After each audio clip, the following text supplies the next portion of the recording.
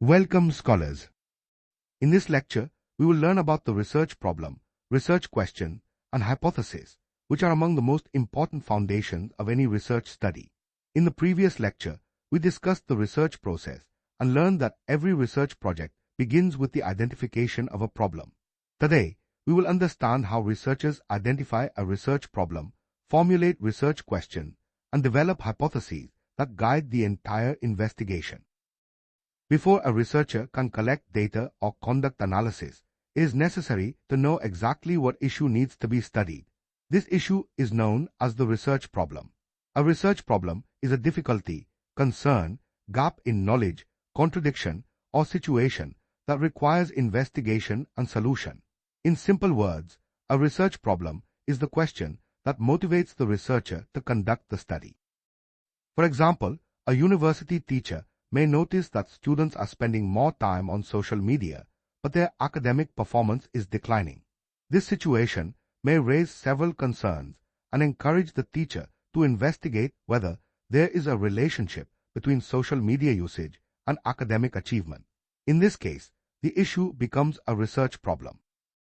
A good research problem should be clear, specific, researchable, and significant. If a problem is too broad, the researcher may find it difficult to collect and analyze data. For instance, studying education in India is too broad because education includes thousands of issues.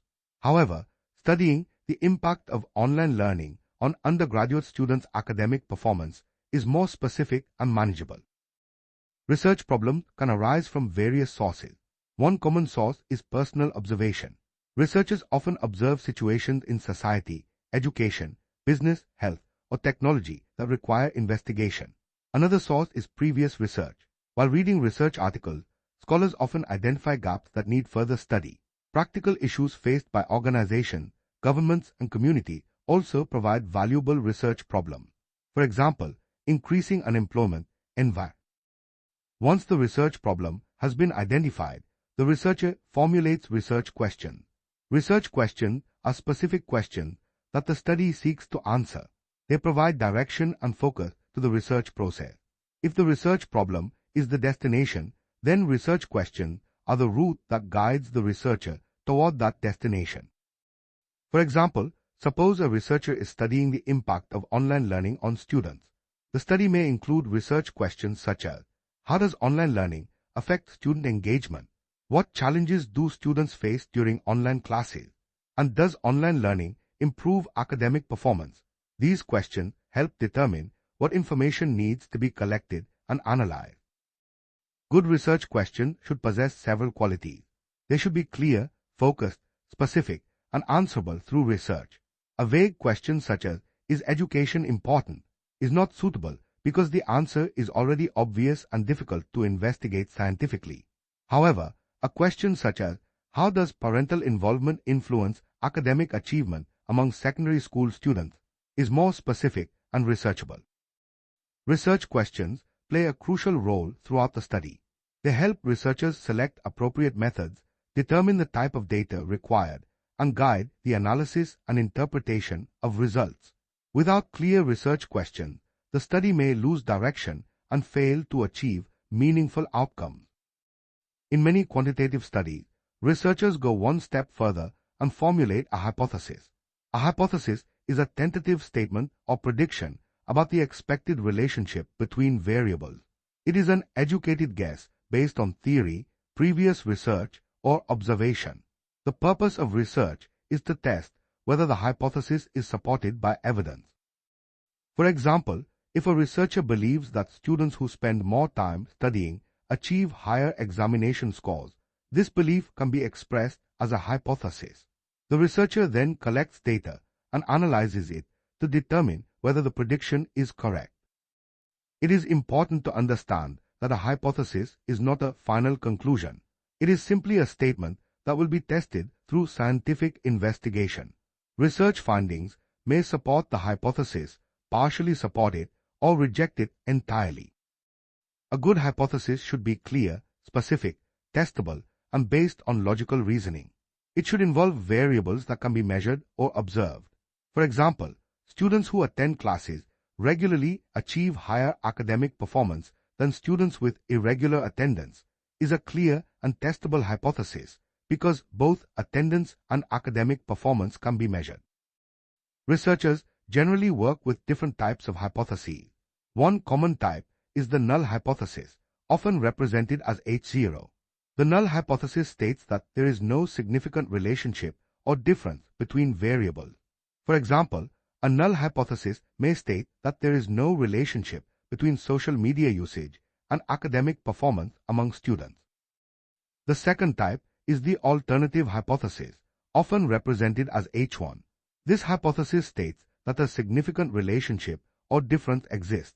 For example, the alternative hypothesis may state that social media usage significantly affects academic performance among students. Researchers use statistical techniques to determine whether the null hypothesis should be rejected and whether the alternative hypothesis should be accepted. This process helps ensure objectivity and scientific accuracy.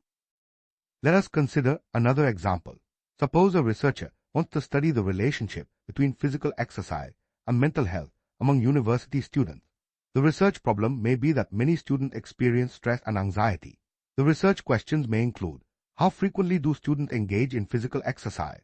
And does physical exercise influence mental well-being? Based on these questions, the researcher may formulate the hypothesis that students who. It is also important to distinguish between research questions and hypotheses.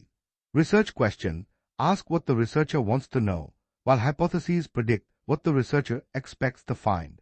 Research questions are commonly used in both qualitative and quantitative research, whereas hypotheses are primarily associated with quantitative studies. In qualitative research, researchers often focus on exploring experiences, meanings, and perceptions rather than testing predictions. For example, a qualitative researcher studying student experiences during online learning may ask open-ended questions and seek detailed descriptions without formulating a formal hypothesis. Selecting a good research problem and developing meaningful research questions and hypotheses require critical thinking and thorough understanding of the topic. Researchers should ensure that the problem is relevant, feasible, and capable of contributing new knowledge. They should also consider the availability of resources, time, data, and ethical considerations before finalizing their study. To conclude, the research problem serves as the foundation of a research study by identifying an issue that requires investigation. Research questions provide direction and focus by specifying what the researcher wants to discover. Hypotheses offer testable prediction about relationships between variables and guide quantitative analysis. Together, these elements form the backbone of scientific inquiry and help researchers conduct systematic, meaningful, and evidence-based study. Thank you, scholars. In the next lecture, we will discuss variables in research, including independent variables, dependent variables, extraneous variables, and control variables, and understand their role in research design and hypothesis testing.